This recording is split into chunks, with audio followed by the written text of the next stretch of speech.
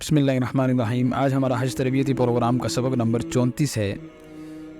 اس میں ہم حج تمتع کی شرائط بیان کریں گے۔ حج تمتع کرنے والے کے لیے کون سی شرائط ضروری ہیں؟ تو یاد رکھیں کہ 11 شرطیں حج تمتع کرنے والے کے لیے۔ نمبر 1، حج تمتع کرنے والا آفاقی یعنی حدود میقات سے باہر رہنے والا ہو، جیسے کہ ہم سب پاکستان والے، عراق والے، شام والے اور براعظم افریقہ والے، یورپ والے، سارے کے سارے یعنی سعودیہ سے باہر والے، ساری دنیا جو سعودیہ سے باہر ہے اور سعودیہ کے کچھ حصے آ جاتے ہیں، تو یہ سب کے سب آفاقی کہلاتے ہیں۔ جو میقات سے باہر رہنے والی پوری دنیا ہے وہ آفاقی کہلاتی ہے۔ تو پہلی بات یہ کہ حج تمتع کرنے والا آفاقی ہو۔ دوسری شرط یہ کہ عمرے کا احرام حج کے احرام سے پہلے باندھے، جیسے ہم سب نے ایسے ہی کیا ہے۔ ہم جتنے بھی پاکستان سے آئے ہیں ہم نے وہاں سے احرام باندھا ہے عمرے کا، آ کے ہم نے عمرہ کیا ہے، عمرہ کر کے اب ہم حج کا احرام باندھیں گے۔ ایک غلطی یہاں پر بہت بڑی ہوتی ہے کہ بہت سے لوگ عمرے کا احرام باندھ کے ساتھ حج کی بھی نیت کر لیتے ہیں، جی ہم حج کرنے جا رہے ہیں، حج کرنے جا رہے ہیں، اور حج کی نیت کر لیتے ہیں اور پھر آگے آ کے وہ عمرہ کر کے احرام کھول دیتے ہیں۔ تو یہ ایک بہت بڑی چوک ہوتی ہے، غلطی ہوتی ہے۔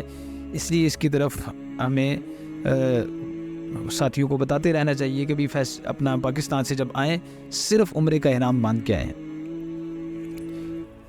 حج کا احرام وہ باندھے گا جو حج قران کرے گا۔ حج قران وہ کر سکتا ہے جو حج سے ایک دن پہلے مکہ مکرمہ میں داخل ہوگا، 2 دن پہلے داخل ہوگا۔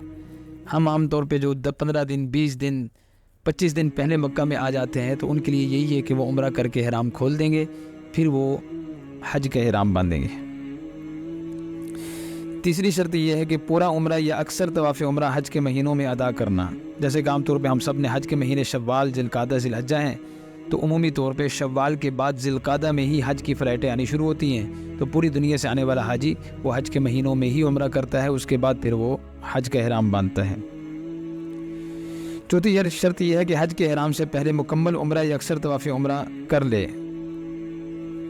یعنی کہ مکمل عمرہ کر کے یا اکثر عمرہ کر کے وہ فارغ ہو جائے اور پھر وہ حج کا احرام باندھے تو تمتع ہے۔ اگر عمرے کے طواف پورے ہونے سے پہلے ہی اس نے بیچ میں حج کی نیت کر لی تو اس کا حج قران ہو جائے گا، یعنی عمرہ اور حج کا علیحدہ علیحدہ ہونا ضروری ہے۔ پانچویں شرط یہ کہ حج اور عمرہ دونوں ایک ہی سال میں ہو، جیسے ہم سب کر رہے ہیں۔ ہم سب آئے، ہم نے عمرے کیے اور عمرہ کرنے کے بعد اب ہم حج کا احرام باندھیں گے اور اسی سال میں باندھیں گے۔ چھٹی شرط یہ کہ حج اور عمرہ ایک ہی سفر کے اندر ہو، جیسے کہ ہم سب نے ایک ہی سفر کیا ہے کہ ایک ہی سفر کر کے ہم بیت اللہ آئے اور ہم نے عمرہ کیا، اب ہم تھوڑے سے وقفے کے بعد، کوئی 5 دن، کوئی 8 دن، کوئی 10 دن کے وقفے کے بعد اب احرام باندھے گا تو حج کا احرام باندھے گا۔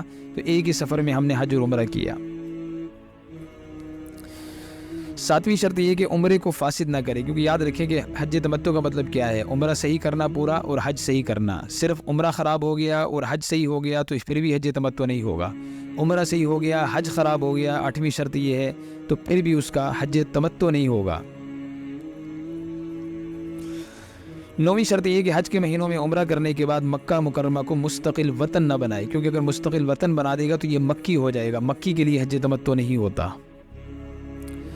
10ویں شرط یہ ہے کہ مکہ مکرمہ یا اس کے مضافات میں حلال ہونے کی حالت میں حج کے مہینے شروع نہیں ہوئے بلکہ اس سے باہر حج کے مہینے شروع ہو گئے۔ اگر مکہ مکرمہ میں حلال ہونے کی حالت میں حج کے مہینے شروع ہو گئے، اس کے بعد احرام باندھ کے عمرہ کیا، پھر حج کیا، تو یہ تمتع نہیں ہوگا۔ یعنی کہنے کا مطلب یہ کہ کوئی آدمی مضافات میں ہے، حدود حرم سے باہر ہے، تو وہ وہاں پر ہی رہے اور پھر حج کا وقت ہونے کے بعد، مہینے ہونے کے بعد وہ آئے اور عمرہ کرے، عمرہ کرنے کے بعد پھر وہ اسی سال ہی حج کا احرام باندھ دے تو اس کا حج تمتع ہو جائے گا۔ اور اگر وہ مکہ مکرمہ کی حدود میں پہلے سے تھا، حج کے مہینوں میں ہی، پھر اس نے عمرہ کیا تو اب وہ حج تمتع نہیں کر سکتا کیونکہ وہ مکی کے حکم میں آ جاتا ہے۔ 11ویں شرط یہ کہ مکہ مکرمہ یا اس کے مضافات میں عمرے کے احرام کی حالت میں اکثر طواف یا عمرے کے بعد حج کے مہینے شروع نہیں ہوئے بلکہ اکثر طواف عمرہ سے پہلے حج کے مہینے شروع ہو گئے۔ اگر اکثر طواف عمرہ کے بعد حج کے مہینے شروع ہوئے تو یہ حج تمتع نہیں ہوگا۔ جیسے وہی بات ہو گئی کہ بھی رمضان کے آخر میں ایک آدمی 30 رمضان کو ایک آدمی عمرہ کر رہا ہے اور شوال سے حج کے مہینے شروع ہو جاتے ہیں۔ ابھی یہ آدمی مکہ کے ایک گاؤں میں رہنے والا آدمی تھا، اور یہ اب مکہ میں آیا، اور مکہ میں آنے کے بعد اس نے ابھی 4 چکر یا اس سے زیادہ اس نے کر لیے، اور اس کے بعد شوال آیا، گویا کہ اس کا عمرہ پہلے ہو گیا، اب بعد میں اس کا حج آ رہا ہے، تو یہ اب حج تمتع، حج افراد کرے گا۔ ہاں اگر اس نے 3 چکر لگائے اور پھر 4 چکر باقی تھے کہ یکم شوال ہو گئی، تو عمرے کا اکثر حصہ اس کا حج کے مہینے کے اندر آیا ہے، تو اب یہ حج تمتع کر سکتا ہے۔ اور اس کے بعد حج تمتع کا طریقہ وہی ہے کہ ہم احرام باندھ کے آتے ہیں اور یہاں پہ مکمل عمرے کے ارکان ادا کرتے ہیں، اس کے بعد ہم احرام کھول دیتے ہیں۔ اب ہم حج کا ہی احرام باندھیں گے، تو جس کی پوری تفصیل انشاءاللہ آپ کے سامنے آگے آ رہی ہے۔